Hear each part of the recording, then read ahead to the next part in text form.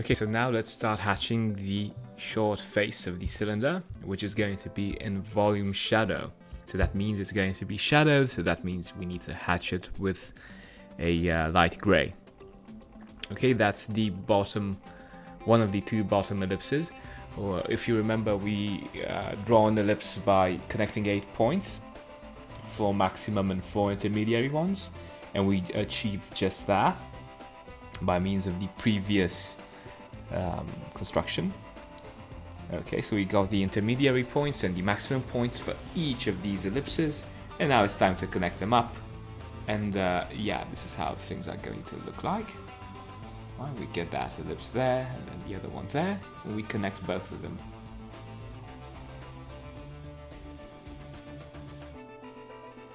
Right. So it's time to yeah, just try to figure out how this drawing works. You can be very linear, but sometimes I kind of recommend that you explore a drawing. So let's just jump from one thing to the other, and let's see how everything would click together. So that's going to be the sphere. We just thicken the cast shadow of the sphere, and that's a bit of the shadow for our cone, if you remember from our previous lesson on the simple volumes, the simple primitives. All cones have a third which is directly hit by light and is plain white. It doesn't have any hatching on it. Okay, that's a cast shadow. It obviously needs to be darker, and it's also we are also going to draw this by adding gradients. Okay, so always add gradients to everything here. Okay.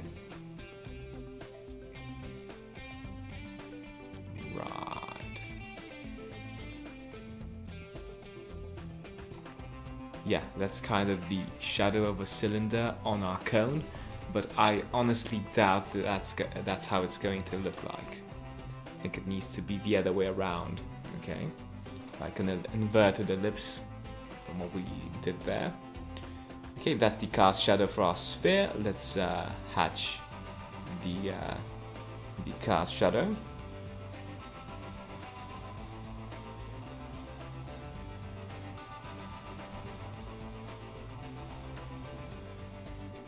Right, gradient over there. Remember that you always need to have a gradient. When you're hatching, don't draw too much of the uniform hatching, but always try to go for gradients. Draw gradients from the get-go, like so. So you get that effect of a drawing that is very expressive, and also because it's going to save you time. Don't forget the hatching is ideally 4 centimeters wide. Okay, that's going to get a nicely proportioned hatching. The hatching strokes are going to be nicely proportioned, and we can also yeah, finish the drawing in time. So those are going to be the shadows for our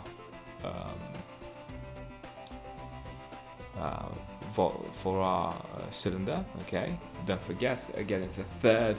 The cone has got a third, the cylinder is going to have a third, which is directly hit by light, the top third, and then everything around it just goes darker and darker. That edge over there, although we are drawing in an axonometric, which is in theory a technical drawing, it is a technical drawing, we can use some freehand drawing techniques to make that edge there pop out more, and just make everything look, you know, as good as it can, as spatial as it can, right? By means of making the edges which are closer to us, darker. Okay, that's the sphere. Let's add a bit more gradients. We are exploring this drawing right now. We are going to focus on being smart about drawing later. Now we just need to explore everything to see how it like intuitively clicks together. Okay. That's going to be a shadow over there as well. Okay, more of a gradient there. Gradients everywhere that create that feel for your drawing, like it's alive, you could say. It's like a physical object and not just a flat piece of paper. Okay, that's very important. Although again, it's technical drawing, you need to use all your skills.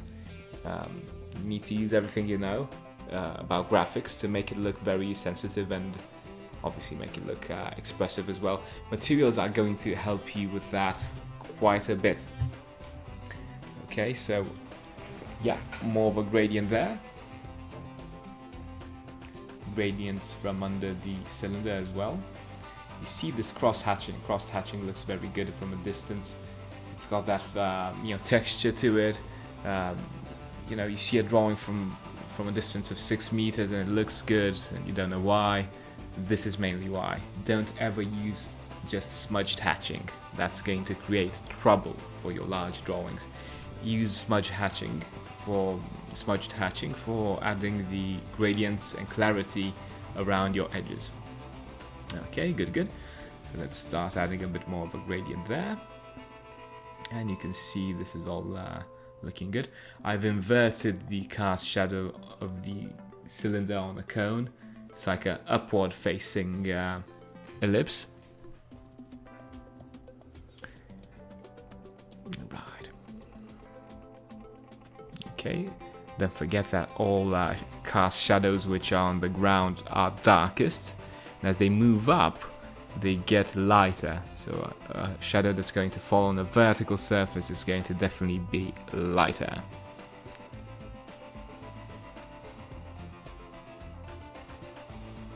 Okay, good. More of the sphere cast shadow there.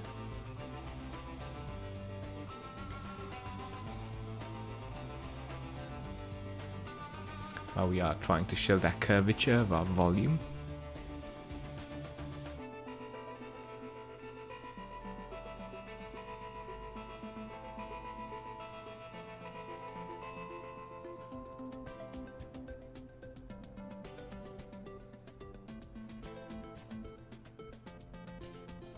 Right, gradients there and there and there.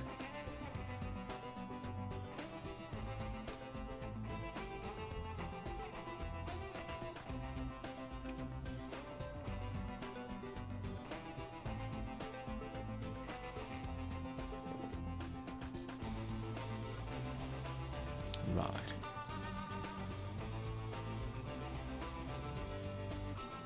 Just to show a bit more clarity.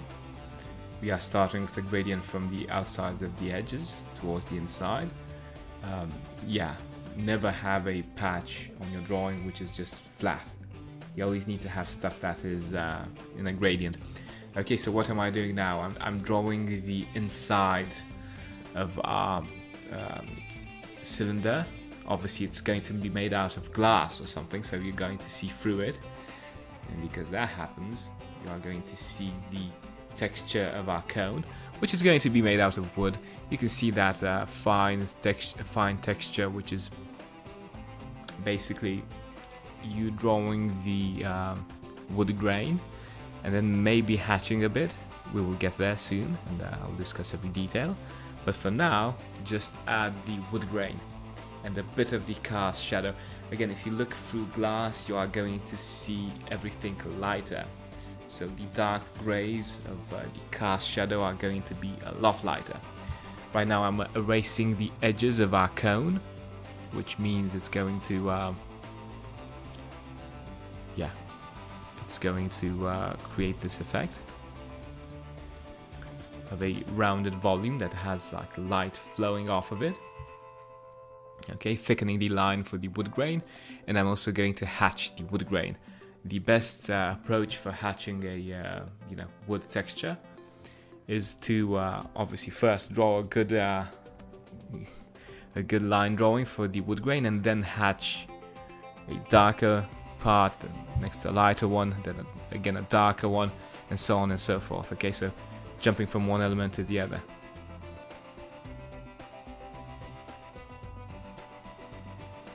Okay, good.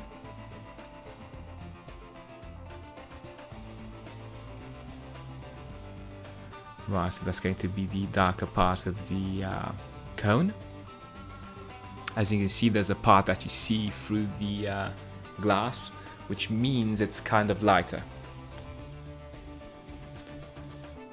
Okay, more of those erased edges because of the glass. we need to focus on showing transparency. Very important stuff. Yeah, and let's add a bit more color to the sphere. It's probably going to be a shiny plastic. Okay, so very shiny plastic.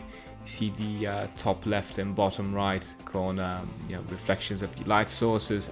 You see that outline, that simple white outline, has kind of a little gradient to it, and that there, what I just drew there, is the horizontal reflection of the. It's kind of the reflection on our sphere of the surroundings. Okay. I should have added the reflection of the cone on that, but yeah, that's just a stereotypical way of doing the reflection. Just a simple horizontal reflection which just looks curved on a sphere. Okay, a bit of the edge on our cylinder as well, on our cone, sorry, as well. And yeah, we are starting to create a drawing which looks kind of interesting. One more thing, we need to add some graphics tricks to this. Now we'll probably be adding a border and a reflection next. Okay, we want these volumes to reflect. How would that work? Well, you obviously, for a sphere, you copy the height again, and then you draw the circle which fits the sphere again. For the cone, you just double the height and you connect that to the base, so you get kind of a doubled mirrored cone. And for the cylinder, you just draw those vertical ellipses again, and yeah, you are going to create like an outline of the volume. Okay, good. Right, let's see. So let's add more elements. Yeah, this is starting to look interesting. Always add gradients, always make your drawing look as good as it can. Okay, a bit of contrast there. Although that white edge has kind of a cast shadow falling on top of it, I recommend you you leave the white edge simple and white. It creates a very interesting effect when you've got a darker hatch, then a little white band or whatever the color of your page is, and then again a bit of hatching again. Right, that effect is very, very interesting.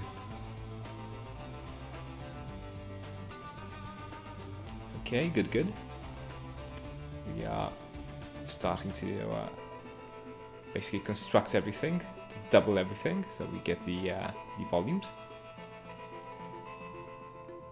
So we need to double that ellipse over there for the vertical ellipse for the cylinder.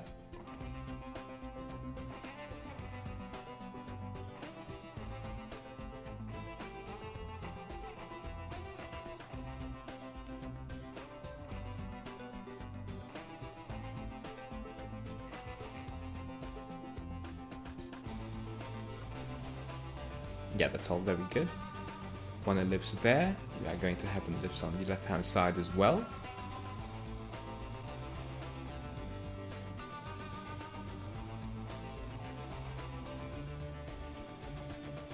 Okay, just to draw the reflection. If you remember our lesson technical drawing, when we did that reflection for complex axonometric, it's basically going to be the same. We're going to double the volumes and just hatch around them. So just to make them look, just to make the composition look like it's sitting on a shiny surface. The best idea would also be to remember that reflections are the more pale version of the original volume. So that means that gray is going to become slightly lighter as it reflects. Never reflect dark volumes, right? So that grey, it shouldn't become a darker grey or whatever, right? Because that's going to create an optical illusion and just ruin the effect. Reflections are mostly made to make everything stand out in a bit of a commercial way if you have it, because it's a graphics trick. It's not something that you can just leave and it's enough. It's not enough. It's just a copy paste thing, but it has its place. Okay, so I'm drawing the bit of the background around our reflection over there. Right, and heading towards the viewer. It's probably going to be darker as it moves closer to the viewer. Okay. Always a constant gradient. Always try to show spatial depth. Don't just draw stuff. Draw stuff which is spatial. Okay, time to double the sphere.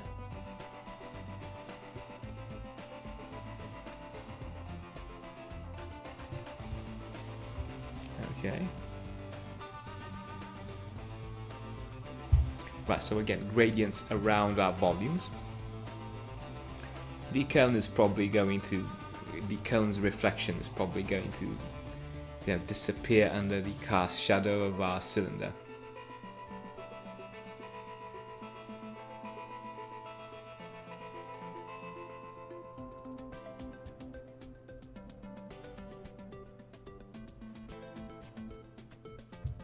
Okay, good, good. A bit more of a gradient there, and there.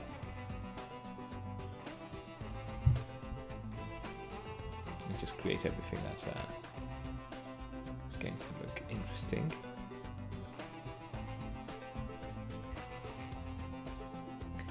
Yeah. So let's start thickening a bit.